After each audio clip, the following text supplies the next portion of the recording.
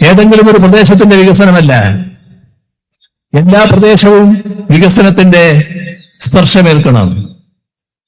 എല്ലാ ആളുകളും, എല്ലാ കുടുംബങ്ങളും വികസനത്തിന്റെ സ്വാദനുഭവിക്കണം. അതല്ലേ നടക്കുന്നത്? നമ്മുടെ രാജ്യത്ത് എത്ര സംസ്ഥാനങ്ങളുണ്ട്? ഏതെങ്കിലും സംസ്ഥാനത്തിന് നമ്മുടെ അതിദരിദ്ര വിഭാഗത്തെ അതിദാരിദ്ര്യാവസ്ഥയിൽ നിന്ന് മുക്തമാക്കി കളയാമെന്ന് തോന്നിയോ? തോന്നിയ ഏക സംസ്ഥാനം കേരളം. എന്താ കാരണം?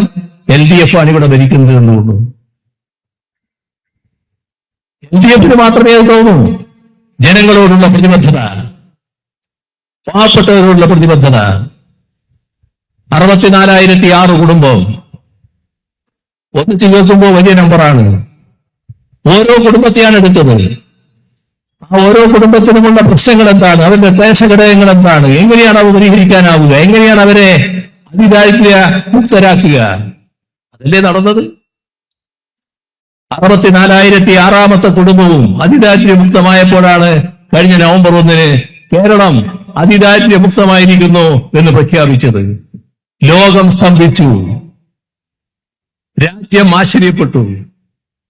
എങ്ങനെയാണ് ഇതുപോലൊരു നാടിന്, അതും ഇന്ത്യയെപ്പോലൊരു രാജ്യത്ത് ഉള്ള ഒരു സംസ്ഥാനത്തിന് അതിദാരിദ്ര്യമുക്തമാകാനാകുന്നത് എന്നാണ് അവരെല്ലാം ചിന്തിച്ചത്. അതാണ് LDFന്റെ പ്രസക്തി. നാട്ടിലെ പാവപ്പെട്ടവരെ കുറിച്ച് ചിന്തിക്കുക, ജനങ്ങളുടെ കൂടെ നിൽക്കുക. ഇപ്പോ 2016 അവസ്ഥയിലേക്കൊന്നും ഞാനിപ്പോ പോകുന്നില്ല കേട്ടോ. ഇപ്പോൾ ഒരു കാര്യം മാത്രം ഞാൻ പറയാം. രാജ്യം നമ്മുടെ സംസ്ഥാനത്തെ കാണുന്നു ഏറ്റവും അഴിമതി കുറഞ്ഞ സംസ്ഥാനം. നമ്മളതില് വലിയ തോതിൽ അഭിമാനം കൊള്ളുന്നവരല്ല. കാരണം നമുക്ക് വേണ്ടത് തീർത്തും അഴിമതിയില്ലാത്ത ഒരു സംസ്ഥാനം എന്ന പേരാണ്. പക്ഷേ അഴിമതി ഏറ്റവും കുറഞ്ഞ സംസ്ഥാനം എന്ന പേര് നമുക്കിപ്പോൾ നേടിയെടുക്കാൻ കഴിഞ്ഞു. എങ്ങനെയാണ് നേടാനായത്? LDF അല്ലെങ്കിൽ അത് നേടുവോ? സംസ്കാരത്തിന്റെ പ്രശ്നമാണ്. അത് അധികാരത്തിൽ നിൽക്കുന്നവരുടെ സംസ്കാരത്തിന്റെയും പ്രശ്നം അതിലുണ്ട്. LDFന് ആ സംസ്കാരം നല്ലതുപോലെയുണ്ട്.